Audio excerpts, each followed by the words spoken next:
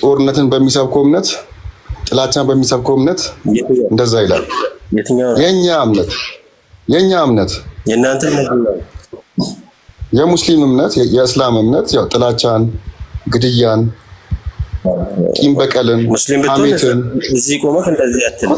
ሐሜትን በሚሰብክ ገባኝ። በቃ አትኮራ። ምን አይነት ጥሩነት አለ ብለህ አትኮራ ወንድም። ማንኛውም ሰው ለማስኮረኛ አይደል ሙስሊም ብትሆን ማለት ነው።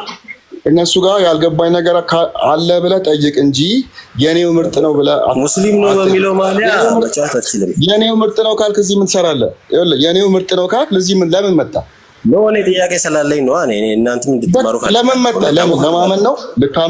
ልታምን መልሱን ከመለስ ታምናለህ? አታምንማ። የኔው ምርጥ ነው በደንብ ነው ማምነው። መጀመሪያ ጥያቄ ለመወቀር ጥያቄ ሲጠይቅ ለማወቅ ራስን ካዘጋጀ የኔው ምርጥ ነው ብለህ ከመጣ ምን ትሰራለች? ነው እኔም አንተ ያንተው ምርጥ የሰማኸኝ ነው። ያንተው ምርጥ ነው መሆኑን የምታረጋግጠው እዚህ መተህ ነው። የእነሱን ችግር ፈልገህ ነው። ስለዚህ እዚህ ላይ ቆይ ልንገርህ አንዴ ስማኛሽ። እዚህ ላይ እኔ እናንተ ወይ ጦርነት መክፈት መጎዳለት አንችልም። ነው አይደለም። ለጥሩ ዓላማ እዚህ ለምንድን ነው የመጣው? እነሱ ጋር ችግር ካለ የእነሱ ችግር ካለበት ያንተውን ለማረጋገጥ ነው የመጣው። ያንተው ልክ መሆኑን ለማረጋገጥ አይደል? ጥርጣሬ ስላለ ማለት በአንተ እምነት ላይ ጥርጣሬ ስላለ ነው የመጣው አይደል? አሁን እኮ ጥያቄ መመለስ ነው የሚገባክ። እንዲያ ነገሮች እኮ መልስ አይደለም እኮ። ጥያቄን አስተካክላ መጀመሪያ ልትረዳ ከሆነ አብዱሊ የመረዳት ጸባይ ይኖርህ። ትከራከር ከሆነ ያንተውን ለማረጋገጥ አንተ ጋር ችግር ስላለ ብዙ ሺህ ችግሮች ስላሉ ያንን ችግር የምሸፋፍነው እዚህ ጋር ችግር ስትናገር ነው፣ ችግር ስታገኝ ነው አይደለ? ችግር ለማግኘት ደግሞ ከመጣ ጥሩም ነገር ችግር መስሎ ይታያል። አለቀ።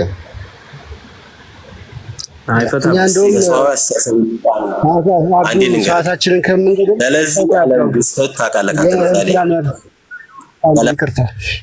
የአብዱልፈታን ጥያቄ አስተናገደ የሚረዳ ሰው በቅንነት ሊማር የመጣ ሰው እያለ ከዚህ ጋር መጨቃጨቅም ስለማያስፈልግ ሶስተኛው የአብዱልፈታ ጥያቄ የመንፈስ ቅዱስን አምላክነት የአብን አምላክነት የወልድን አምላክነት አይተን ስለጨረሰን አሁን የመንፈስ ቅዱስን አምላክነት ብናሳየው ይሻላል።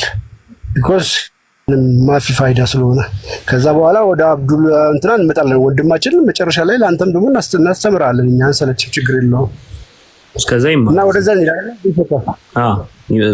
ምን ዋናው አይዲያውን አንተ እየሰበሰብክ እሱ በሚማርበት ጊዜ ሰብሰብ አድርገና ትጠይቃለህ። ችግር የለውም። እሺ አብዱል ብራዘር አይደብረማ አብዱል ኧረ አይደብረኝም። እኔ ያው ምንድነው መሰለህ ይሄኛውን ሁለታችሁም ለካ አብዱል ናችሁ። ይሄኛው አብዱል ናይ በቃ ሽፈታ በልና ጥያቄውን እንትን እያልክ ቀጥል። እሺ ቃሌ በቃ እንትን ነው አሁን ጥያቄው የመንፈስ ቅዱስን አምላክነት እናሳይ። ጋዲ መጥቷል። ለጋዲ ድል እንስጥ። እሺ ኡስታዝ ጋዲ ልል ነበር። ጋዲ እንኳን ደህና መጣ ብያለሁ። ሁላችሁንም ሰላም ብያለሁ። ላይ መታችን ያላችሁ ክርስቲያን ወንድሞች እናቶች፣ ክርስቲያን ያልሆናችሁ አንዳችሁ ብትቀጥሉ ግን ዴቫ የሆነ ዝናብ ነገርም አለና መብራትም ጠፍቷል ምናምን ብቻ ያለው በኮንዲሽን ጥሩ አይደለም። አንዳችሁ መቀጠል ከቻላችሁ አምናችሁ እሺ ናልቫድ ብሩኬ ኮስቴ አላዛር አይ በቃ መሀል ላይ ጋዲ ይገባል። ያለውን ነገር እንትን ይበልና ጋዲ ያለውን ነገር ይጨማምራል። ይጠይቅና ጥያቄው እንትን በመንፈስ ቅዱስ አምላክነት ማሳየት ነው። አሳየው። ሌላ ምንም እንትን ብሎ ነገር የለውም። መንፈስ ቅዱስ አምላክ እንደሆነ በመጽሐፍ ቅዱስ አምላክ እንደተባለ ማሳየት ብቻ ነው። ኦኬ ከብሉይ ኪዳን እስከ አዲስ ኪዳን ድረስ እናሳያለን ማለት ነው። እሺ መክፈት የሚችል ሰው እየከፈታችሁ ቀጥሎ። አልራድ መክፈት ይችላል? ከፍል አድርገን አይ መክፈት አልችልም።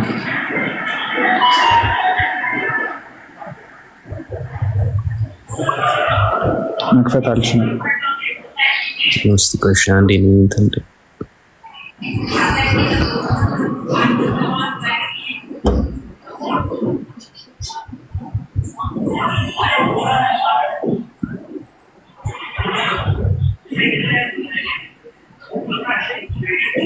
እስከዛሽ ጀምርልኝ አንዴ እኔ ላፕቶፔን ፊክስ ላድርግ።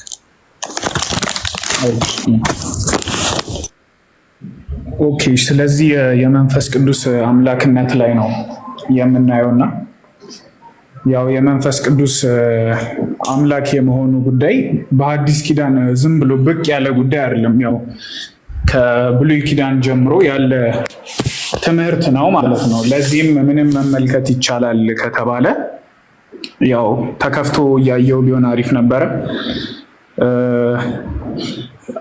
አንድ በዚህ ጋር በጥብቅ ማየት ያለበት ጉዳይ አንድ አካል አምላክ ነው ሲባል የግድ ቨርባቲምሊ ወይም ቃል በቃል አምላክነቱ የመጻፍ ግዴታ የለበትም። አክቹሊ ለምን ካልክ እንደሱ አይደለም ስክሪፕቸር የሚጣን ነው። ሁለት አይነት ዌዮች አሉን። አንደኛ ዳይሬክትሊ ከተቀመጠ አሪፍ፣ በጣም አሪፍ። ሌላው ግን አንድን አካል አምላክ ሊያስብሉት የሚችሉ ነገሮች አሉ፣ ክራይቴሪየሞች አሉ፣ ወይም ደግሞ አትሪቢዩትስ የምንላቸው አሉ። እነዚህን አትሪቢዩትሶች ማየቱም እነዚህን አትሪቢዩቶች ማሟላቱም ይታያል ማለት ነው። ስለዚህ ከዚህ አንጻር ነው የምትሰማኛው። ከዚህ አንጻር ከሰማኝ ሁለተኛ ሳሙኤል ምዕራፍ 23 ከቁጥር 2 እስከ 3 ላይ እንዲህ ይላል፣ የእግዚአብሔር መንፈስ በእኔ ተናገረ ይላል። የእግዚአብሔር መንፈስ በእኔ ተናገረ፣ ቃሉም በአንደበቴ ላይ ነበረ ይላል። ከዛ ቁጥር 3 ጋር ምን ይላል? የእስራኤል አምላክ ተናገረኝ ይላል። ከላይ ምን ብሎ ገልጾታል?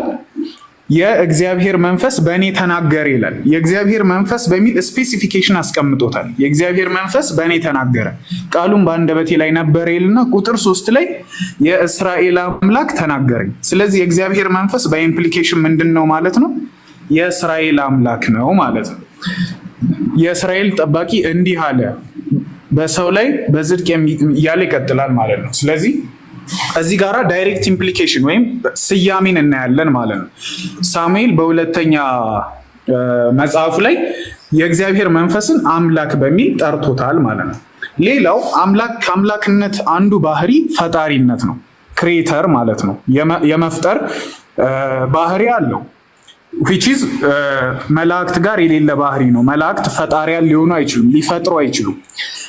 ኢዮብ ምዕራፍ 33 ቁጥር 4 ላይ እንዲህ የሚል ቃል እናገኛለን። የእግዚአብሔር መንፈስ ፈጠረኝ፣ ሁሉንም የሚችል አምላክ እስትንፋስ ሕይወትን ሰጠኝ ይላል። የእግዚአብሔር መንፈስ ፈጠረኝ፣ የእግዚአብሔር መንፈስ ፈጠረኝ ይላል። መፍጠር የአምላክ አትሪቢዩት ብቻ ነው። ስለዚህ አሁን አንድ አትሪቢዩት አሳየው ማለት ነው። ሌላኛው ምን አትሪቢዩት አለ መሰለ? ኦምኒ ፕሬዘንትነት የሚባል አትሪቢዩት አለ።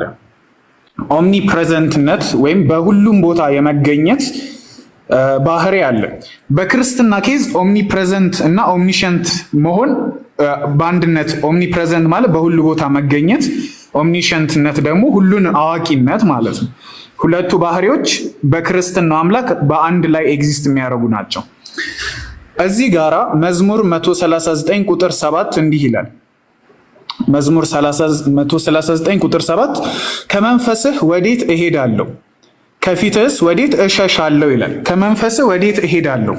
ስለዚህ ከመንፈስህ ወዴት እሄዳለሁ ከፊትህም ወዴት እሸሻለሁ ሲል ከመንፈስህም በሚል በኢምፕሊኬሽን መንፈሱ በሁሉ ቦታ ኤግዚስት የሚያደርግ ምን መሆኑን የሚያሳይ ነው ማለት ነው። ኦምኒሸንት መሆኑን እንዲሁም ደግሞ ኦምኒ ፕሬዘንት መሆኑን በሁሉ ቦታ የሚገኝ መሆኑን which is ይሄ ለፍጡራን የሚቻል አይደለም ማለት ነው። ከመንፈስ ወዴት እሄዳለሁ ከፊትስ ወዴት እሸሻለሁ ይላል። በጣም አሪፍ። ስለዚህ አሁን እዚህ ጋራ ይሄንን ከነገርኩ ብዙ ሳይቆይ ምን አይነት ኦብጀክሽን ይነሳባል መሰለ አንተ ላይ።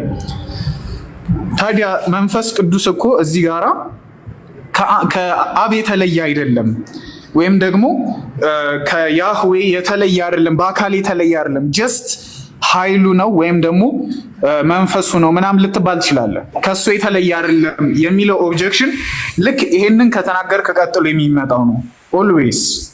በዚህ ሰዓት እነዚህን ደግሞ አስታውስ። ሕዝቅኤል ምዕራፍ 11 ቁጥር 5 ትንቢተ ሕዝቅኤል ምዕራፍ 11 ቁጥር 5 በጣም ኢምፖርታንት የሆነ ፓርት ነው። ይህንን አስተውል። ቁጥር 5 ላይ እንደዚህ ይላል፣ የእግዚአብሔር መንፈስ ወደቀብኝ፣ የእግዚአብሔር መንፈስ ወደቀብኝ እንዲህም አለኝ። አየህ ምን አለ? እንዲህም አለኝ። የሚናገረው ማን ነው እዚህ ጋር? የእግዚአብሔር መንፈስ። የእግዚአብሔር መንፈስ ወደቀብኝ እንዲህም አለኝ። የሚናገር እንደሆነ የእግዚአብሔር መንፈስ። ከዛ እንዲህም አለኝ ካለ በኋላ እግዚአብሔር እንዲህ ይላል ብለህ ተናገር። ሁለት አካላትን እዚህ ጋር ታያለ። የእግዚአብሔር መንፈስ ወደቀብኝ ይላል። የእግዚአብሔር መንፈስ ወደቀብኝ እንዲህም አለኝ። የእግዚአብሔር መንፈስ ነው የሚናገረው። የእግዚአብሔር መንፈስ ምን የሚል መልእክት ይዞ መጥቷል? እግዚአብሔር እንዲህ ይላል፣ እግዚአብሔር እንዲህ ይላል ብሎ የሚነግረው የእግዚአብሔር መንፈስ ነው። የእግዚአብሔር መንፈስ እግዚአብሔር እንዲህ ይላል ብሎ እየተናገረ ነው። ሁለት አካላትን አየህ አይደል? እዚህ ጋር ሁለቱም ምንድን ናቸው? መናገር የሚችሉ ናቸው። መናገር የሚችሉ ናቸው። ስለዚህ የእግዚአብሔር መንፈስ መናገር የማይችል ነው፣ ከያህዌ የተለየ አይደለም፣ ወይም ከአብ የተለየ አይደለም ለሚሉት ነው ይሄንን ማሳያው። እዚህ ጋር ሁለት አካላትን አይታል፣ ሁለቱም መናገር የሚችሉ ናቸው። ስለዚህ ከዚህ አንጻር ነው ማለት ነው የእግዚአብሔር መንፈስ መላክ የሚችል ነው፣ የሚላክ ነው። መዝሙር 104 ቁጥር 30 ላይ እንደዚህ ይላል። መዝሙር 104 ቁጥር 30 ላይ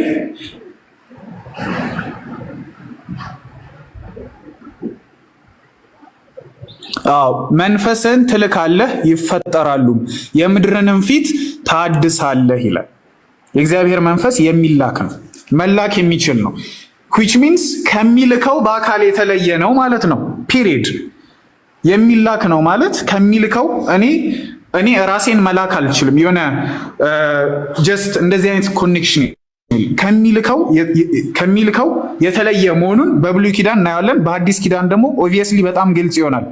ስለ ባለ 50 በሚናገርበት ጊዜ ኢየሱስ ክርስቶስ የመንፈስ ቅዱስ ከአብ መውጣትና በኢየሱስ መላክ ኦብቪየስሊ በጣም ግልጽ ይሆናል ማለት ነው። ስለዚህ ከብሉይ ይሄንን ላሳየህ እወዳለሁ ማለት ነው።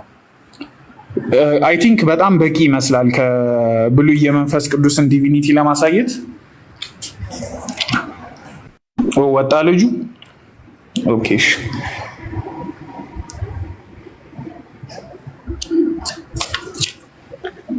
ቃሉት ያሰማልን።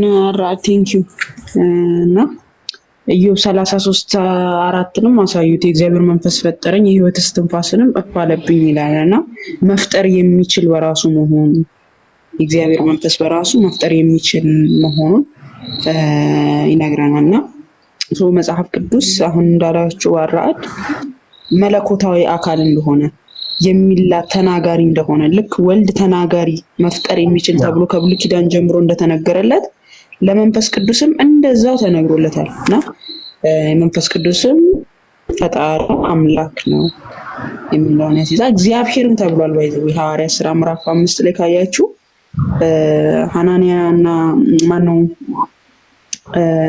ሐናንያና ሰጲራ መሬቱን ሸጠው ግማሹን ይዘው ግማሹን ደብቀው ይዘው በመጡ ሰዓት ቅዱስ ጴጥሮስ ጠይቋቸው ነበር። ሐናንያ ሆይ ከመሬቱ ሽያጭ ታስቀር ዘንድ ሰይጣን ስለምን በልብህ ሞላ? ሳትሸጠው ያንተ አልነበረምን? ከሸጥከውስ በኋላ ያንተ አልነበረምን? እግዚአብሔርን እንጂ ሰውን አላታለልክም ብሎ እግዚአብሔር ብሎ የገለጸው ማንን ነው? መንፈስ ቅዱስን ነው። ይኸው አሳያቸው አንዴ ከቁጥር 3 ጀምሮ ጴጥሮስም ሐናንያን እንዲህ አለው መንፈስ ቅዱስን እንጂ ቅዱስ ጴጥሮስ ምን ሐናንያ ሆይ መንፈስ ቅዱስን ታታልልና ከመሬቱ ሽያጭ ታስቀር ዘንድ ሰይጣን ስለምን በልብህ ሞላ አለው። ማንን ታታልል አለው? መንፈስ ቅዱስን አለው። ሐናንያ መንፈስ ቅዱስን ታታልል ዘንድ ሰይጣን ስለምን በልብህ ሞላ ተባለና ሳትሸጠው ያንተ አልነበረምን? ከሸጥከውስ በኋላ ያንተ አልነበረምን ካለው በኋላ እግዚአብሔርን እንጂ ሰውን አልዋሸህም አለው። ቁጥር 3 ላይ ምን ብሎ ነበር? መንፈስ ቅዱስን ታታልል ዘንድ ሰይጣን ስለምን በልብህ ሞላ? መንፈስ ቅዱስን ተዋሽ ዘንድ መለሳለና እግዚአብሔርን እንጂ ሰውን አልዋሸህም። ያ መንፈስ ቅዱስ እግዚአብሔር ስለሆነ እሱን እንጂ እግዚአብሔርን እንጂ ዋሸው ሰውን አይደለም የዋሸው አለው። ለዚህ ያ መንፈስ ቅዱስ በራሱ እግዚአብሔር ተብሎ እንደሚጠራ በቅዱስ ጴጥሮስ ንግግር መሰረት እንመለከታለን ማለት ነው። ቀጥሉ። አብዱልፈታ ከመጣ እስኪ ጥያቄ ካለው አሁን የተረዳው ያልተረዳው ቻሌንጅ የሚያደርገው ነገር መጠየቅ ትችላለህ። አብዱልፈታህ በየማሉም ቻሌንጅ አድርግ፣ ችግር የለም።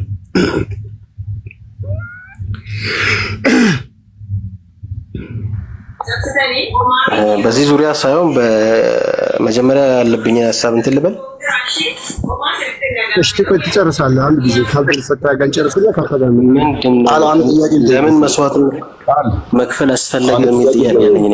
ኔትወርክ እያስወጣኝ ነው እና አንድ ጥያቄ ልጨምር እዚህ ጋር መንፈስ ላይ ያልገባኝም ምን መሰለ። አሁን እናንተ መቼም ከኔ በላይ ታውቃላችሁ። ሳይገባችሁ ሳታነቡ ዝም ብላችሁ መንፈስ ነው አትሉ። ለኔ እንግዲህ በደንብ ግልጽ ባይሆንልኝም ማለት ነው። ተጨማሪ ነገር እስቲ እጠይቃችሁ። አሁን የእግዚአብሔር መንፈስ እያላችሁ ነው። የእግዚአብሔር መንፈስ እያላችሁ ነው። አት ዘ ሴም ታይም ደግሞ ለምሳሌ ኢየሱስን አምላኬ ሆይ ትሉታላችሁ ይባላል። እግዚአብሔርንም እግዚአብሔር ሆይ እያላችሁ ትለምናላችሁ። መንፈስ ሆይ እያላችሁ ትለምናላችሁ። እንደዚህ ላይክ በተለምዶ ማለት ነው። እንደዚህ ማለት ከፋፍለን ሳይሆን በአብ በወልድ በመንፈስ ቅዱስ ስም አንድ አምላክ ብለን አሁን ስናማት በራሱ በስመ አብ በወልድ በመንፈስ ቅዱስ አሃዱ አምላክ አንድ አምላክ ገባኝ። እሱማ ገብቶኛል እኮ። አይ እንዲሁ በተለምዶ ችግር የለውም እኮ ላይሆንም ይችላል። እኔ አሁን ምን ለማለት ፈልጌ ነው፣ እግዚአብሔር ሆይ ብለህ ትለምናለህ፣ ስሙን ጠርተህ ማለት ነው። ወይዘር አብም ይሁን ልጅም ይሁን መንፈስም አንድ ላይም አድርገው ኢየሱስ ሆይ ብለህም ትለምናለህ። ያ መንፈስ ቅዱስ እርዳኝ፣ መንፈስ ቅዱስ ይርዳም ይባላል። መንፈስ አሁን ምን መሰለህ አብዱልፈታህ ቅዱስ ጎርጎርዮስ ይላል ሃይማኖተ አበው ምዕራፍ 42 ላይ ቁጥር 3 ላይ እግዚአብሔር ባልኩ ጊዜ ስለ አብ ስለ ወልድ ስለ መንፈስ ቅዱስ እንደተናገርኩ አስተውል ይላልና፣ ለምሳሌ አሁን በተለምዶ መንፈስ ቅዱስ ወይ ብላችሁ ትጸልያላችሁ ወይ ከሆነ ለምሳሌ እኛ የሆነ ትምህርትን እንማራለን ልበል፣ መንፈስ ቅዱስ ወይ ይሄን የሰማነውን እውነት በልባችን አትምልን ብለን ጸሎት እናደርጋለን። ይሄ ኖርማል ነው። ያ ማለት ግን መንፈስ ቅዱስን ስንጠራ አብና ወልድን እየተሆነ አይደለም። ወልድና እግዚአብሔር ሆይ ምን አለ ስሙን ለምሳሌ የሆነ እግዚአብሔርን ቃል እንማራለን አይደለ? ቃሉን እንማርና ምን እንላለን? ይሄን የሰማነውን እውነት በልባችን አትምልን መንፈስ ቅዱስ ወይ እንላለን። ይሄ መንፈስ ቅዱስ በልባችን የሚያትምልን ስለሆነ ማለት ነው። አብ ልጁን ወደ ዓለም ልኮልናል ብለን እናምናለን። ወልድ ደግሞ ሞቶልናል። መንፈስ ቅዱስ ደግሞ ይሄን እውነት በልባችን አትሟል ብለን ስለምናምን ማለት ነው። እሺ ቴንክ ዩ። ሌላ ጥያቄ የራሱ ክፍል አለው። አብዱልፈታህ ጨረስክ? እያረፍን ጨርሻለሁ፣ ግን ሌላ ልጨምር። አሁን ትዝ አለኝ አንድ ነገር ቃል ራሱ ፈጣሪ መሆኑን እግዚአብሔር መሆኑን ያው በግልጽም ተረድቻለሁ።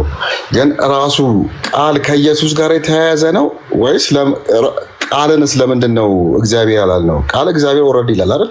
ለምን አራት አልሆኑም? ቃል አለ፣ መንፈስ አለ፣ እግዚአብሔር አለ፣ እዚህ ጋር ኢየሱስ አለ። ቃል የምትለዋ የእግዚአብሔር ቃል የሚባለው ለኢየሱስ ብቻ ነው የሚሰራው? ከአራት መሆን ነበረበት ነው የምልህ። ቃልም እግዚአብሔር ነው ከተባለ ማለት ነው። እግዚአብሔር ነው ካልነ በኋላ ቁጥር 14 ላይ ዮሐንስ ወንጌል ምዕራፍ 1 እሱን አልካላየንም ነበረው እና ቁጥር 14 ላይ ቃልም ስጋ ሆነ ይለዋል። አይተነዋል መሰለኝ። አይተነዋል። ቃልም ስጋ ሆነ። ያ ቃል ስጋ ሆነ ሲባል ወደ ስጋ ተቀየረ ሳይሆን በዛ በስጋ በተፈጠረው ስጋ ተገለጠ። ፍጹም ሰው ፍጹም አምላክ የሆነው ያ ቃል ነው። አካላዊ ቃል ማለት ነው። አየው ቁጥር 14 ላይ ከላይ ከአንድ ጀምርለትና የትኛው ክፍል እንደሆነ በደንብ እንትን ዮሐንስ ወንጌል ምዕራፍ 1 ቆስጤ ከላይ ጀምርለት። በመጀመሪያ ቃል ነበር ያልነው፣ ቃልም በእግዚአብሔር ዘንድ ነበር፣ ቃልም እግዚአብሔር ነበር ያልነው። ከሆነው አንዳችስ እንኳን ያለ እርሱ አልሆነም የተባለለት ይሄ ቃል ቁጥር 14 ላይ ምን ሆነ? ስጋ ሆነ፣ በስጋ ተገለጠ፣ በስጋ ታየ፣ ተዳሰሰ። ቁጥር 14 ላይ ይለናል። ቃልም ስጋ ሆነ፣ ጸጋንና እውነትን ተሞልቶ በእኛ አደረ፣ አንድ ልጅ ከአባቱ ዘንድ እንዳለው ክብር የሆነውን ክብሩን ሁሉ አየን ይላል። ይሄ ቃል ስጋ ሆነ ማለት ነው። አራትም ማንለው ለምንድን ነው? ስጋ የሆነው በስጋ ነው የተገለጠው እንጂ ሌላ አራተኛ ፈጣሪ ነው እያልን አይደለም። ወይ ማለት የአንዱ አምላክ ነው ራሱ በስጋ የገለጠው ቃል የሚባለው አንዱ አካል ቃል ባይዘው የኢየሱስ ክርስቶስ ስም ነው። እሺ አብዱል ፈታ የኢየሱስ ክርስቶስ ስሙ ነው። ቃል የሚባለው መለኮት መሆኑን የሚያመላክት ስሙ ነው። ኦኬ ቴንክ ዩ ሌላ አካል አይደለም። ኦኬ ስለዚህ ለቃል የሚባለው እንግዲህ ያው መጀመሪያ ኢየሱስ ክርስቶስ ቃል ነበር፣ ወደ ስጋ ለብሶ ተቀየረ። ስለዚህ የኢየሱስ ክርስቶስን ፓርት ነው የሚይዘው ማለት ነው ቃል የሚለው። ተቀየረ ሳይሆን ተገለጠ። ሶሪ ወርዶችን በደምብ ስለማላውቃቸው ኦኬ ገብቶኛል። ግን አብዱል ፈታ በዚህ አጋጣሚ አብዱል ፈታ ለምሳሌ እኛ ክርስቶስ አምላክ አይታይም ብለን እናምናለን። የታየው በሚታይ ስጋ ከድንግል ፈጥሮ በተዋህደው ስጋ ነው ብለን እናምናለን። በስጋ ነው የተገለጠው። ሮሜ 9:5 ላይ ቅዱስ ጳውሎስ አባቶችም ለእነርሱ ናቸውና ከእነርሱም ክርስቶስ በስጋ መጣ፣ እሱም ከሁሉ በላይ ሆኖ ለዘላለም የተባረከ አምላክ ነው ይለናል። እርሱ የማይታየው አምላክ በምን መጣ? በወገኖቹ በስጋ መጣ ይለናል። ኦኬ ከድንግል ማርያም ስጋን ፈጥሮ ማለት ነው። አምላክ በባህሪው አይታይም፣ አላህ ግን ይታያልና አሁን ለምሳሌ አላህ በመጨረሻ ቀን ይታያል የሚለውን ነገር ተቀብለው ሙስሊም ወገኖቻችን ተቀብላችሁ እዚህ ጋር አምላካችን በስጋ ታየ የሚለውን ነገር ለምንድን ነው ኮንፊውዝ የሚያደርገው ነገር? በስጋ ነው የታየው በባህሪው የሚታይ አይደለም ብለን ነው የምናምነው። እናንተ ግን አላህ በባህሪው ራሱ የሚታይ አምላክ እንደሆነ ነብዩ የቂያማ ቀን አላህን ታዩታላችሁ ብሎ የሚታይ አካሉን እንደሚገልጥ ይናገራል። ቡኻሪ 74:39 ላይ ሱራ 42 ሱራ 68:42 ላይ ባት በሚገለጥበት ከሃዲዎች ወደ መስገድ በሚጠሩበትና በማይችሉበት ቀን አስታውስ ይላል። በሐዲሳት ላይ ነብዩ አላህ ይታያል ብሎ ይናገራል እና በባህሪው የሚታይ ነው አላህ። የኛ ግን በባህሪው አይታየም፣ ነገር ግን በተዋህዶ በስጋ ታየ። በቂያማ ቀንም እንደዛው ላይ ሁሉም እንትን አማላጅነትን ሲልካቸው ሄዶ ይንበረከካሉ ላይ ይችላሉ በእግሩ ስር ማለት ነው። ለሰውነቱ አመለካከት ስለሌለ ስለመለሰት እስልምናን እያጣላ ስለሆነ አንተ የምትሰጠው መልስ ትክክል ይሆናል ብዬ አላስብም። እኔ እስኪ አንተ መልስልኝ። አንተ ትክክለኛ ሙስሊም ስለሆንክ እሱም ትክክለኛ ሙስሊም አይደለም እያልከው ስለነበር አላህ በባህሪው የሚታይበት መንገድ ፈጣሪ የሚታይበት መንገድ እናንተ በቀድሞ በምድራዊ ሰው በዚህ ሁኔታ ባለበት ሁኔታ አይደለም የሚታየው። እንደሚታይ ተናግረዋል። የሚታየው ግን ለሁሉም ሰው ሳይሆን አምላክ በባህሪው ይታያል። አምላክ በባህሪው ይታያል። የሚታይ ባህሪ አይደለም። አሁን ማታ ይቻላል። አሁን ለምን ማየት እንደማይችል ታውቃለች? ስለ ሙሳ ታሪክ የምታውቂ ከሆነ ጥያቄ መልስ። በምድር ላይ ማየት አይቻልም። በምድር ላይ አይታይም። ኧረ እኔ ጥያቄ ስለ ባህሪ ነው፣ በምድርና በሰማይ በሚል አይደለም። ስለ ባህሪ ነው እየጠየቅኩ ያለሁት እና በባህሪው አምላክ ይታያል ብለህ ታምናለህ? በምድር ላይ አይታይም። በምድር በሰማይ አትበለኝ። እኔ እኮ ስለ ባህሪ ነው እየጠየቅኩ ያለሁት። ዲፍረንስ አለው። ስለ ባህሪ ከፍርድ ቀን በኋላ ባህሪ ይለዋወጣል። ቦታው ራሱ ይለዋወጣል። ሲጀመር ጀነትና ምድራዊ አንድ አይደለም። ወንድማች እኔ ስለ ባህሪ እኮ ነው እየጠየቅኩ ያለሁት። ሰማይና ምድር አትበለኝ። እኔ ስለ ባህሪ ስለ አምላክ ባህሪ ይህ የአምላክ ባህሪ በባህሪው አይታይም። ስለዚህ የቂያማ ቀን ከታየ ተለውጦ ነው ማለት ነው የማይታየው አምላክ የሚታየው። የቂያማ ቀንም አይደለም የሚታየው አላህ ከፍርዱ ጊዜ በኋላ ጀነት የገቡ ሰዎች አላህን የማዩበት ቀን ተቀምጧል እንደ ሽልማት ማለት ነው። የቂያማ ቀን ከፍርዱ በኋላ የሰው ልጆች ያዩታል። የሚያዩት አካሎች አሉ እኮ የሚታይበትም ምክንያት አለው። ገብቶሻል አይደል? ጀነት የገቡ ሰዎች ልዩ ሽልማት ነው ለነሱ። ጀነት ውስጥ ከገቡ በኋላ ከየትኛውም ነገር በላይ የሚያስደስታቸው አላህን ማየት። ስለ ሰዎች ጀነት ጀሃነም ስለሚለው ስለ አምላክ ባህሪ ነው እያወራን ያለ ነው። አምላክ በባህሪው ይታያል ወይስ አይታይም? ስለ አይታይም አልከኝ። ኦኬ የማይታየው አምላክ የቂያማ ቀን ደግሞ ያዩታል። የቂያማ ቀን ከፍርዱ በኋላ የጀነት የተባሉ ሰዎች የሚያዩት ነው። ያ ማለት ባህሪውን ቀይሮ ይታያል ማለት ነው ወይ? ያ የማይታየው በባህሪው አይታይም የተባለው አምላክ አሁን እኮ አንቺ እንዴት አልገባም ማለት ለምንድን ነው? ዲፍረንሱን እያየሽ ነው። በምድር ላይ እንደማይታይም ይናገራል፣ እዛ ከሄደ እንደሚታይም ይናገራል። እና በቦታው ነው እንጂ የማይታይ ለምሳሌ በዛ ሁኔታ እሱም በማይገባው ሁኔታ የማይታይ ነው። ስለዚህ በባህሪው የማይታይ አምላክ አይባልም ማለት ነው። በምድር አይታይም በሰማይ ይታያል ብለህ ተርጉመው እንጂ በባህሪው የሚታይ አምላክ አይደለም ብለህ አትተርጉም። በባህሪው ካልክ ባህሪው ውላጤ የሌለበት ነው። አሁን ከኢየሱስ መታየት ጋር እኮ አይገናኙ። ለምሳሌ እሱ በሚገባው ባህሪ በራሱ ሲፈጥ ራሱን በሚመስል መልኩ ነው እንጂ የሚታየው ከኢየሱስ ጋር ምን መሰለህ፣ አንደኛ እኛ ኢየሱስ በባህሪው ታየ ብለን አናምነው። በሚታይ ስጋ በስጋ የተገለጠ በመንፈስ የጸደቀ ለመላእክት የታየ የተባለው ለዚህ ነው። በስጋ የተገለጠ ተብሎ በስጋ ነው የታየው። ለመላእክት እንኳን የታየላቸው በስጋ ነው። እኛ አምላካችን በባህሪው ይታያል ብለን አናምነው። አንደኛ ጢሞቴዎስ 6:16 ላይ እርሱ ብቻ የማይታይ አምላክ የማይታይ ነው። ማንም ሊቀርበው በማይችል ብርሃን ይኖራል ተብሏል። ማንም ሊያዩ አይችልም በባህሪው። ኦኬ የትንሣኤ ቀን ከትንሣኤ በኋላ ምናምን የሚባል ነገር የለም። አላህ ግን በባህሪው የማይታይ አምላክ ነው፣ ማንም አያየው ብለህ የትንሣኤ ቀን ከታየ ባህሪው የማይታይ ነው ብለህ አትተረጉሙም። ኢየሱስን አሁን አይተናል ተብሎ ሲሉ የለም እኛ በስጋ ስለተገለጠ ከድንግል ስጋን ፈጥሮ በሚታይ ስጋ ነው የታየው እንጂ በባህሪው ታየ ብለን አይደለም። አንተ አላህን በምኑ ነው የምታየው? በጥነው ሁኔታ ነው የሚታየው። ገብቶሻል አይደል? በዚህ አካል ሳይሆን መክልጅ እኮ እኛ ጋር ምን መሰለ አንተ እኔ ለመጠየቅ ነው ገባሁ።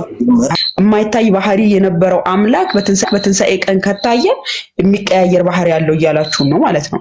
አይ አላህ ብሎ የትንሹን የጠራን እንትን ብሎ የተራራው እንትን በምድራዊ እንትን አየም። ለምሳሌ የኛ ፓውል የሚያየው አላህን ጀነት ገቡ ሰዎች ነገ ከጀነት ሽልማቶች ነገርኩሽ። ለምንድን ነው ሙሴ ወጣው ነገር አልገባውም። ነገ ግን ጀብቶ እንደማለም የማይታያቸው አካሎች አሉ። ሙስሊሙ ነው ራሱ ይላል ይቀጣል። የትኛውም ሰው በጣም ብዙ አመታትን ሲኦልን ቀለል አድርገው ሲኦል ማለት አላህ የበሰራውን ወንጀል ቀጥቶ ከታየ ደግሞ በቃ ጌም ክርስቲያን ሰውን ብዙ ሰዎችን የጎዳ እንደዛ አጥፍቶ ግን ንስሐ ድጋሚ ሄደን ሲሰርፍ ባዲ ያለው አካል ፊዚካል ባዲ ያለው ከተባለ ደግሞ እኛ እኮ በጊዜና በቦታ እንደነሱ አስተምሮ ደግሞ ኢቨን በራእይ እንኳን አይ ቲንክ ከኢየሱስ ጋር እየተመታተል ብለን እናምናለን ያባበራለን ካለ በኋላ ለኃጢአት እንደሞታ ግን በክርስቶስ ኢየሱስ አይደላችሁም እና ካለ በኋላ ቁጥር 15 ላይ ምን ይላል እንግዲህ ስለዚህ አንዴ ፍቅሩን ሰጥቶናል ላይ አብዱል ሆኖ ነው የተፈጠረው ሊገባ ይችላል ብሎ እኮ እንደገና ምክንያት ማለት ነው። ስለዚህ ራሳችን አምፀን ከእግዚአብሔር ስለራቅን ርቅ ሰጥቻችኋለሁ ነው ያለን። ባይዞ ቅን ሰጠን ማለት ነው። ተከፍቷል፣ መንገዱን አጸድቅም። አየህ በሩ ክፍት ነውና በሩ ጋር ይሄ ማለት እርቅን ፈጽመናል ከእግዚአብሔር ጋር ማለት ነው። ከዛስ ያንን የሰጠንን መዳን እንፈጽማለን፣ እርሱን በመምሰል እንኖራለን። ፍቅር ግን ከሁሉ ይበረታል ይላል። ፕሮሰሱ ስለሆነ እምነት፣ ተስፋ፣ ፍቅር አለ። ዜሮ ናችሁ ብለዋል። በቃ ፍቅር ከሌለኝ በሮጽ የጸናው ህግ ደግሞ ይሄ ህግ ይዳል። እግዚአብሔር ንስሐን አስተካክሏል። እንደ ድንግል ያለ ክብር ትሰጠዋለች። ምንም እንዳላደረገ ሰው ንስሐ ገብቶ ቀኖናውን ሳይፈጽም የሞተ እንኳን ራሱ እኮ ተዳመጥኩኝ። ምንድነው ታውቃለህ? አንተ እንዳልከው ይመዘናል ነው። አንተ እንደምትለው ከድር ሲወለድ ካፌ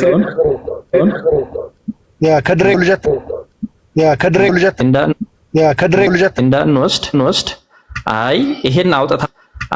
ይሄን አውጥታ አሳየኝ የለም ካልካውን መጥፎ ሰሪ ይሁን ተብሎ ይበታል። ጥሩ ሙስሊም መጥፎ ሙስሊም ዕውቀት ራሱ ብትለሙ አመጣለሁ። እኔ አሁን እኮ የተወለደው ይለናል ሐዲሱ ካፊር ይሆናል አድጎ ከሃዲ ይሆናል ነው ዕውቀት ከተባለ። ያ ልጅ እኮ በሕፃንነቱ ሞተ ስለ የነበረው በሕፃንነቱ ስለዚህ አድጎ የእግዚአብሔር ጉባኤ ምን እንደሚል ተመልከቱ። ሚለው አንድን ነገር ያልሆነን ተረጎማል። ይሄም ትላልቅ የሚባሉ ልክ የሹማምንት ወይም ሊቃውንት የሚባሉት ካህናት የሚሰበሰቡበት ሎት የእንትን የሎት ሚኒንግ በለው ሂብሩ ሳይሆን ሎት ሚኒንግ በለው እንግሊዝኛው ስለሆነ ሎት ሚኒንግ ላይክ አን አሴምብሊ ይሄው ኤ ላርጅ ነምበር ኦፍ አማውንት ግሬት ዲል ከዛስ ሪሊጂየስ እንትን አለው ላይ አሴምብሊ ወይም ምናምን በለው እንደ ጉባኤ ነው። ይሄ ጉባኤ ካህናት ትላልቅ ቦታ ያላቸው የሚወስኑበት ጉባኤ ማለት ነው። ተመለከታችሁ? ጉባኤ ማለት ነው። ስለዚህ ብዙ ውሳኔዎች ሲወሰኑ ከዚህ ጉባኤ ነው የሚወጣው። ለምሳሌ እመቤት አሁን ዮሴፍን ሲሰበስቡ ዮሴፍ ሲሰበሰቡ እመቤታችን ማን ይጠብቅ የሚለውን የጠባቂነት ሲሰበስቡ ሎት ነው የሚጠሩት። ይሄንን የሚጠራው በተለይ ሊቀ ካህናቱ ነው። ስልጣን ያለውን በዕብራይስጡ ሊቀ ካህናት ነው። ሎትን የመሰብሰብ የመጥራት ስልጣን ያለው ማለት ነው። ሶ እዚህ ጉባኤ ላይ ሴቶች እንዲሁም ሴቶች አያውሩ የተባለው እንደተባለው ሁሉ እንደገና ዲቃላ አይግባ ይባላል። ለምን? ዲቃላ ማለት በዝሙት የተወለደ ማለት ነው። የብሉይ ኪዳኑ ትርጓሜ ዲቃላ የሚለውን ለየት ባለ መልኩ ነው የሚያየው። ምክንያቱም የዝሙት ልጅ ማለት ስለሆነ ከዝሙት የተወለደ አያችሁ። ከዝሙት የተወለደ ደግሞ ካህን መሆን አይችልም። የካህናት ጉባኤ ላይ መግባት አይችልም። ትላልቆች የሽማግሌዎች ጉባኤ ላይም እንዲሁ ደግሞ መግባት አይችልም። ይሄ ውሳኔን የሚያስተላልፉበት ጉባኤ ላይ ማለት ነው። ስለዚህ የእግዚአብሔር ጉባኤ ተብሎ ነው የተጠራው እንጂ አንደኛ መንግስተ ሰማያት አይደለም። እንደዛማ ካለን እኮ እንደውም ብዙ ነገር ማንሳት ይቻላል። በነገራችን ላይ ከአንዳንድ ታሪኮችንም ማንሳት እንችላለን። አሁን የይሁዳን ታሪክን ብናነሳ፣ የትዕማርን ታሪክ ብናነሳ ወዘተ እኮ ብዙ ነገሮች የሚነሱ አሉ። ስለዚህ በግልጽ የምናየው ወደ እግዚአብሔር ጉባኤ አይግባ ነው እንጂ ወደ መንግስተ ሰማያት አይግባ አይደለም። ይሄም የእግዚአብሔር ጉባኤ የተባለው ደግሞ ቤተክርስቲያን ማለት አይደለም።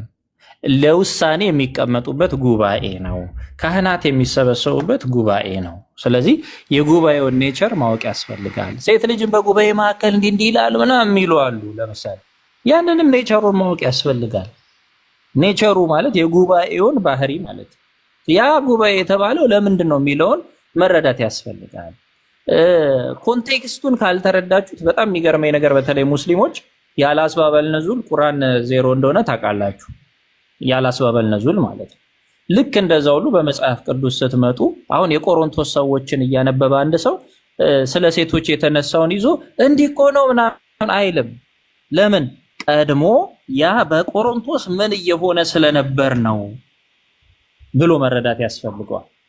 በቆሮንቶስ ሴቶቹ እናንተ ቁጭ በሉ እኛ እናስተምር ይሉ ነበር። አያችሁ? ሴቶቹ ራሳቸው ከፍ ከፍ እያደረጉ እናንተ ቁጭ በሉ እኛ እናስተምር ይሉ ነበረ፣ ወንዶቹን ማለት ነው፣ ወይም ካህናትን፣ ደቀ መዛሙርትን ወዘተ ማለት ነው። ስለዚህ ጉባኤ ላይ ተብሎ ተደነገገላቸው ማለት ነው። እንዲህ ይሁን ተብሎ በተለያዩ ጥቅሞች ወንዱንም ለመጥቀም ነው። በርግጥ ወንዱን ለመጥቀም ሲባል ማስተማር በነገራችን ላይ አሁን ለምሳሌ ይሄ አሁን ቀላል ጥፋት ነው፣ ቀላል እንትን ነው። እሱ ሳያጠፋ ቤተሰቦቹ ባጠፉበት እሱ ለምን ጉባኤም ቢሆን ለምን አይገባም ትችላለህ። ግን እኔ እዚህ ጋር ምን አይነት መልሳሌ መሰለ፣ ያው ፈጣሪ ለማስተማር ብሎ የሄደበት አካሄድ ነው በቤተሰቦቹ ጥፋት በመሆኑ ማለት ነው። በእኛ ግን በኢስላም እኮ በቤተሰቦቻችን ጥፋት ሳይሆን አንድ ሴት ልጅ የወር አበባ ስላለባት ብቻ አላህ ራሱ ባመጣባት ነገር መስጊድ አትገባም፣ ኢድ ሰላት አትሰግድም። ገብቶሃል? ሴት ልጅ ማለት ነው ጸሎት ቦታ ሁላ አትሳተፍም ማለት ነው። በዛ ቀን የሚገኝ እድል ያመልጣታል ማለት ነው። እኛ እንጓጓለን። እኔ በዚህ መልኩ ነበር የሚገርምህ የምመልሰው። ተቋርጦ ምናልባት ግልጽ እንዲሆንልህ ጥሩ እንትን ነው፣ ጥሩ እይታ ነው አብዱ። በጣም አፕሪሺየት አደርገዋለሁ። ለምን? አንደኛው ምክንያት እሱ ስለሆነ ማለት ነው። ፈጽመው ወደ ዝሙት እንዳይሄዱ ከማድረግ አንጻር የተሰራ ህግ ስለሆነ የጠነከረውም ለዛ ነው። ቁጥር 4 ላይ ኮን ከተመቸ ክፈተውና ቁጥር 4 ላይ መልሱን ታገኘዋለህ። የሎጥ ታሪክ ጋር ይመጣልህና ማን ነው የሎጥ ታሪክ ጋር ልጆቹ እርሱን አስክረው ሎጥን አስክረው ተገናኝተውት ነበር። ተኝተዋል ከሱ ጋር አስክረውት። ሎጥ በእኛ ነብይ አይደለም፣ ንስሐ የገባ ጻድቅ ሰው ነው። በዚህም ንስሐ ገብቷል። ገድለ አዳም ወአብርሃም ወይስሐቅ ላይ ታገኙታላችሁ። አብርሃም ቀኖናውን ሁሉ ሰጥቶታል ለሎጥ ማለት ነው። ልጆቼ አብረውኝ አስክረውኝ ሳላቀው ተኙ ብሎ በመናገሩ ማለት ነው። አሁን ከነሱ ከሎጥ በዚህ በዝሙት ምክንያት የተወለዱ 2 ሰው ልጆች አሏት፣ አሞንና ሞአብ ማለት ነው። አሁን ቁጥር 4 ላይ የሚናገር እሱን ነው። ተመልከቱ። ከግብፅ በወጣችሁ ጊዜ እንጀራና ውሃ ይዘው በመንገድ ላይ አልተቀበሏችሁምና እነዛ ሞአብና አሞን የተባሉት ሕዝብ ሆነዋል፣ በዝተው ማለት ነው። እነርሱ ግን እስራኤላውያን ሊያጠፉ ነበር የሚፈልጉት። ስለዚህ የእግዚአብሔር ጉባኤ ላይ ሊገቡ አይገባም። አያችሁ፣ ይሄ ስልጣን አይገባቸውም። ከማን የተወለደ ብሎ ነው የሚናገረው? ዲቃላ ያለውን ያብራራዋል። ከማን የተወለደ ማለት ነው? ከአሞንና ከሞአብ የተወለዱት። ከነሱ የተወለዱ የእግዚአብሔር ጉባኤን አይወርሱም። አለቀ። የእግዚአብሔር ጉባኤ ውስጥ አይገቡም። ይሄ ስልጣን አይገባቸውም። ለምን? ከግብፅ በወጣችሁ ጊዜ ሊገድሏችሁ ሊያጠፏችሁ ፈልገዋልና ምግብን የሚይዘው ወጥተው አልተቀበሏችሁም። በሜሶጶጣሚያም ካለው ከፋቱራ ከቢኦር ልጅ በለዓምን ዋጋ ሰጥተው ይረግምህ ዘንድ አምጥተውብሃልና ጭራሽ እንድትጠፉ እንድትረገሙ በለዓምን በብር ሊገዙ ሞክረዋልና። ከዛስ አሞናዊና ሞአባዊ ወደ እግዚአብሔር ጉባኤ አይግባ እስከ 10 ትውልድ ድረስ ለዘላለም ወደ እግዚአብሔር ጉባኤ አይግባ ብሎ ይዘጋዋል። ስለዚህ እነዚህ በመንገድ ላይ ያሉ ሊያጠፏቸው የሚፈልጉ ህዝቦች አሁን እግዚአብሔር ያን ርስት እንዳያወርሳቸው ሲጥሩ የነበሩ ህዝቦች ልክ ርስቱን ሲያወርሳቸው መጥተው የርስቱ አለቃ እንሁን አይሉም። ይሄ ተገቢ አይደለም። ፍርዱ ይሄ። ሌሎች ምክንያቶች የሉም ማለት ግን አይደለም። እንዲጠነቀቁ አስቀድሞ የሚናገረውም እኮ እንዲጠነቀቁ አይደል? ፈጽሞ የዚህን ክብደት እንዲረዱ ማለት ነው። እና አስቀድሞም የተናገራቸው ለዚህ ነው። ቴንኪዩ፣ በጣም ቴንኪዩ። ተመልሶልኛል። እኔ ቃለ ሕይወት ያሰማል። 1 ቁጥር ላይ ያለውም ያ ተቀጠብና የሚለው እሱም ቁላው የተቀጠቀጠብና የሚለው ለባዕድ ለጣዖት አምልኮም እንደዛ የሚያደርጉ ናቸው። ሜቢ እሱንም እንትን ብለው ከሆነ ታችም ስትወድ ምናምን ታገኛቸዋለሁ። እነሱ እንዳለ ሪዝን አላቸው እና ያኛው 1 ቁጥር ላይ ያለው ከዛ አንጻር ነው የሚናገረው። ቪኪ መጣ። ክርስቶስ ጥያቄ አለ?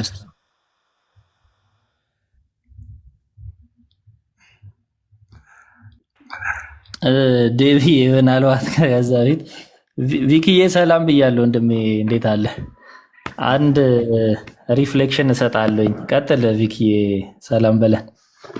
አጎቴ ሰላም ብያለሁ። እንዴት አላችሁ? ሸራላችሁ? ሁላችሁም ክርስቶስ ከሙታን ተነስተዋል ብያለሁ። ትቀጥላላችሁ? በእውነት አንድ ብቻ ሀሳብ ልስጥ። አተልኳችሁ? አይ ኖ እዛው እንዳለ መጽሐፍ ቅዱስ ላይ አንድ የተቀመጠ ቃል አለ። በነገራችሁ ላይ በዚህኛው ሰላምታ ሙሉን ባይባልም አንድ ሰው ክርስቶስ ተንሥአ እሙታን ሲል በአማን ተንሥአ እሙታን ተብሎ በመመለስ በአጭሩ ሰላምታ ይከናወናል። ሁልጊዜ ማያት ጥያቄም ኮሜንትም አለች። በመጽሐፍ ቅዱስ እኮ የወንድ አባላዘሩ ወይም ደግሞ የወንድ ፍሬ ዘሩ ወይም ደግሞ ቁላው ተብሎ ተጠቅሷል ብለው በቃ እንዲህ ተባለ በመጽሐፍ ቅዱስ እያሉ የሚናገሩ አሉ። በጣም ያስገርሙኛል። አሁን ብልት ተብሎ መጠቀሱ ነው አሳፋሪ ወይስ ብልትን በየቦታው አልባሌ ቦታ ላይ መጠቀም ነው አሳፋሪ?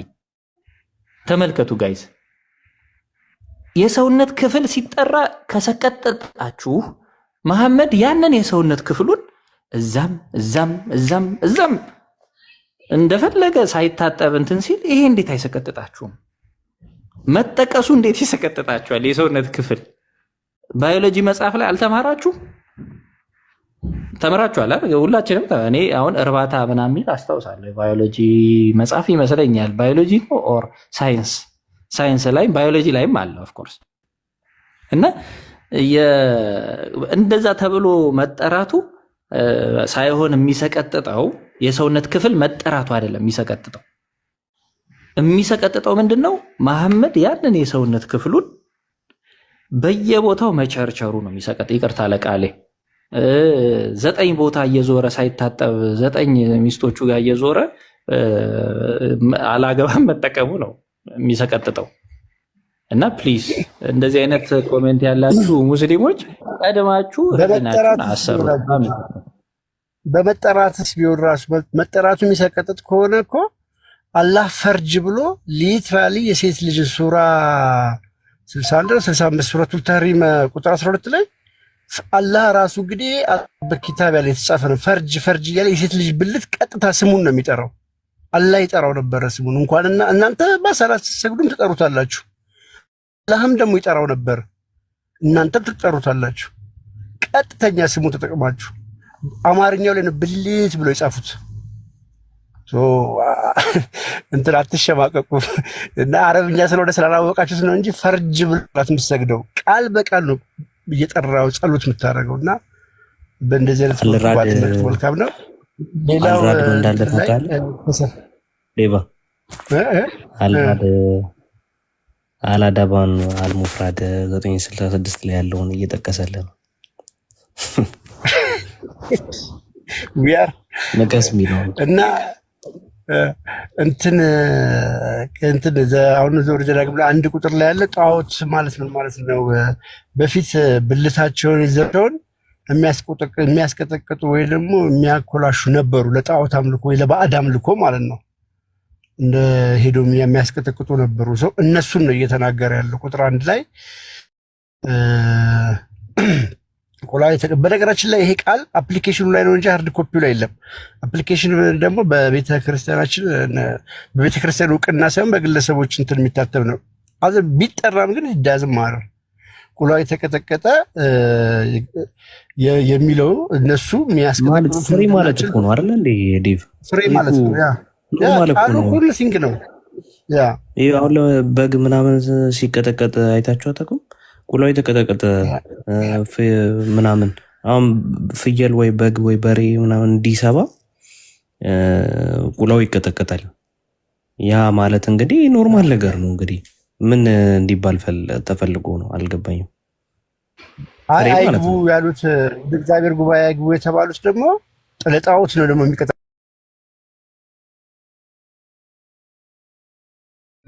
አንተ ደግሞ ወስደ ለባዕድ አምልኮ አርስተቀጠቀጠው ያ ደግሞ ከመርለም ትክክልም ማለት ነው። እየተናገረ በጣም ከባድ ኃጢአት ነው። ዘርን ይውላችሁ አሁን አንድ ሰው ዘሬ ሁሉ ቅዱስ ዳዊት ለምሳሌ ዘሬም ሁሉ ይገዙልሃል ይላል። ዘሬም ሁሉ ያምልክህ ይላል። ለምሳሌ ሰው ዘሬ ሁሉ ለአንተ ይገዛ ይላል። እነሱ እኮ በዛ ጊዜ ለጣዖት ዘራቸውን ሁሉ የሰው ማለት እኮ ናቸው። ከዛ በኋላ እኮ አይወልዱም። ፍሬዘሩን አባላዘሩን ያስቀጠቀጠ ሰው ያ ማለት ይሄ በተለምዶ አሁን ቆላው ተብሎ የተጠቀሰው ከረጢቱ ማለት እኮ ነው። ወይም በተለምዶ ፍሬ የምንለው ማለት ነው። ፍሬውን ያስቀጠቀጠ ማለት እኮ ይወልድም ማለት ነው። መኮላሸት ነው የሚባለው። ማኮላሸት ነው የሚባለው። ዘርን ሁሉ መሰዋት፣ ዘርን ሁሉ ለጣዖት የሰዋ ማለት እኮ ነው። ታዲያ እንዴት ነው ዘሩን ሁሉ ለጣዖት የሰዋ ሰው እንግዲህ የእግዚአብሔር ጉባኤ የሚገባው ወይም ካህን የሚሆነው ማለት ነው? ይሄ እኮ በጣም ግልጽ የሆነ ነገር ነው።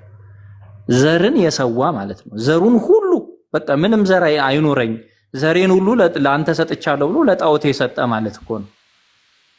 ስለዚህ እንደዚህ አይነት ሰው አይግባታው። ያንን ደግሞ ያስደረገው በራሱ ፍላጎት ነው አይደለ? በራሱ ላይ ምርጫ ነው ያደረገው አይደለ? በራሱ ምርጫ ሄዶ መስዋዕት ለጣዖት መስዋዕት የሚያቀርቡ ባይዞ ጣዖት ትርጓሜው ላይ ቁርልጭ አድርጎ ነው የሚያስቀምጠው። ለጣዖት ብሎ ማለት ነው። ለጣዖት ነው። አሁን እኛ ጋር ምን አለ መሰለህ፣ አንድ የፖስተቱት ቪዲዮ አለ። በራሱ ጥፋቱ እንኳን ባይሆን በማንኛውም ሚስት ላይክ ወንድ ልጅ እንደዛ ከሆነ ያገባችው ሚስት ብልቱ የተቀጠቀጠ ከሆነ ትፍታው ይላል።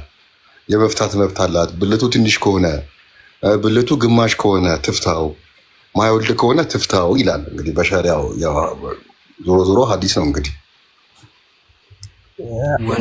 በነገራችን ላይ ለጣዖት ራሱ ባይሆን በማኮላሸቱ ዘሩን እንትን በማድረጉ ኃጢአት ነው። ባይሆን እንኳን አንድ ኃጢአት ነው። ኃጢአቱን ራሱ ንስሐ ቢገባ ኃጢአቱ ይሰረይለታል። አሁን ይሄኛውን ድርጊቱ ንስሐ ቢገባበት ኃጢአቱ ይሰረይለታል። ግንስ ካህን አይሆንም። በነገራችን ላይ ይሄ ህግ አሁንም የሚሰራ ህግ ነው።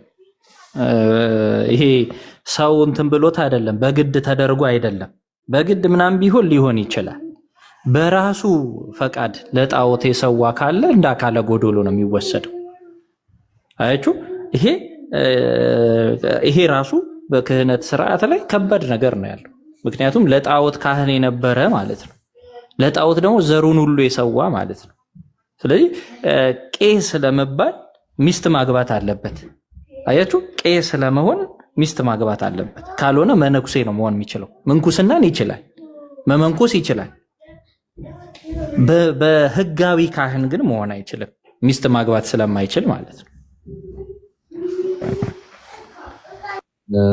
አሁን ላይ ባለው ራሱ ክህነት ለማስቀጠል መምህር፣ ለምሳሌ አንድ ካህን ወይም ክህነት ያለው ሰው ሃይማኖቱን ለውጦ ቢመለስ ክህነቱ አይቀጥልም አይደል?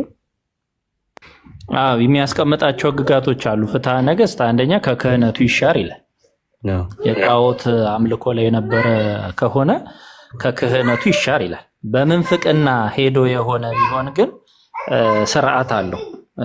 እንደዚህ አንዳንድ እንዳገባቡ ማለት ነው። ሙሉ ለሙሉ እዛ ሄዶ የሚያስመልክ የሚያመልክ ሆኖ፣ አንዳንዱ ደግሞ የሆነ ሰዓት እንዲህ ሄዶ ምናምንም ካለ ለእያንዳንዱ ፍትሐ ነገሥቱ ስርዓቱን አስቀምጦለታል። ከክህነቱ ግን ይሻር ሁሉ ይላል። ጣዖታትን የሚያመልክ የሚያስመልክ ካህን ከሆነ በኋላ ማለት ነው ሄዶ የሚያስመልክ የሚያመልክ ከሆነ ይሻር ይላል ማለት ነው።